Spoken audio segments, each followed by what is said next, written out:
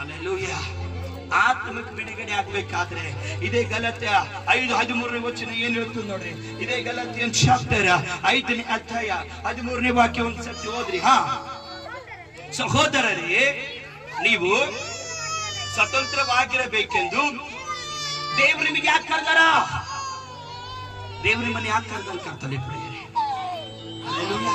ನೀವೊಂದು ಕ್ರಿಶ್ಚಿಯನ್ ಫ್ಯಾಮಿಲಿದಾಗ ಯಾಕೆ ಹುಟ್ಟಿರಿ? ನೀವೊಂದು ಆರಾಧನೆದಾಗ ಯಾಕಿದ್ದೀರಿ? ನೀವು ಲೇಮೆನ್ಸ್ ಗಳು ಯಾಕಾಗಿರಿ? ನೀವು ಮಹಿಳೆಯರ ಕೂಟ ಅಧ್ಯಕ್ಷಗಳು ಯಾಕೆ ಹಾಕಿದ್ದೀರಿ? ನೀವು ವಾಕ್ಯ ಓದೋರು ಯಾಕಿದ್ದೀರಿ? ನೀವು ಕಾಯರ್ ರಾಗ ಹಾಡೋರು ಯಾಕಾಗಿದ್ದೀರಿ? ನೀವು ಸೇವೆದಲ್ಲಿ ದುಡಿಯೋರು ಯಾಕಾಗಿದ್ದೀರಿ? ನೀವು ಕ್ರಿಶ್ಚಿಯನ್ ಒಬ್ಬ ಪಾಸ್ಟರ್ಗೆ ನೀವು ಹೆಲ್ಪ್ ಮಾಡೋರು ಯಾಕಾಗಿದ್ದೀರಿ? ಒಬ್ಬ ಪಾಸ್ಟರ್ ಹತ್ರ ನೀವು ಯಾಕೆ ಬಂದಿರಿ? ದೇವರು ನಿಮಗೆ ಕರೀಲತ್ತನ ನೀವು ಸ್ವತಂತ್ರದಲ್ಲಿ ಇರ್ಬೇಕಂತ ಹೇಳಿ.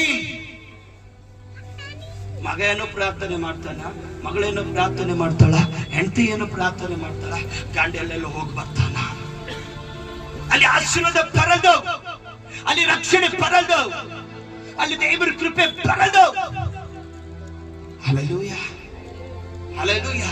ಏನ್ ಹೇಳ್ತಾರೆ ದೇವರು? ನೀವು ಸ್ವತಂತ್ರವಾಗಿ, ನೀವು ಫ್ರೀಡಮ್ ಬರ್ಡ್ಸ್, ನೀವು ಫ್ರೀ ಹಕ್ಕಿಗಳು. ನೀವು ಯಾರ ದಾಸತ್ವದಲ್ಲಿರ್ಬಾರ್ದು, ಯಾವ ಸಹಿತ ನಿಮ್ಗೆ ಆಳ್ವಿಕೆ ಮಾಡ್ಬಾರ್ದು.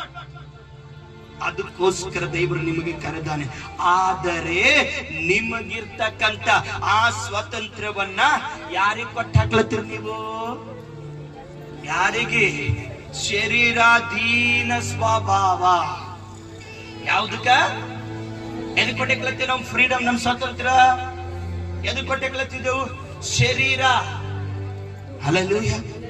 ಇದು ಬಿಡಿಸಿ ಬರೀತೀರಿ ಯಾರ? ಕಾಲೇಜ್ ಟೀಚರ್, ಇಂಟೆಲಿಜೆಂಟ್ ಪರ್ಸನ್ಸ್ ಗಳು ಎಷ್ಟು ಜನ ಇದ್ದೀರಿ? ಶರೀರಾಧೀನ ಸ್ವಭಾವ. ಹಲ್ಲೆಲೂಯಾ. ಶರೀರ ಅಧೀನ ಸ್ವಭಾವ.